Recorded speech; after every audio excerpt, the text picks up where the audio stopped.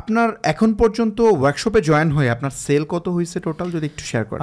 ওয়ার্কশপে জয়েন হওয়ার পরে কিন্তু আমি গত জানুয়ারির 21 তারিখ থেকে সেল শুরু করি।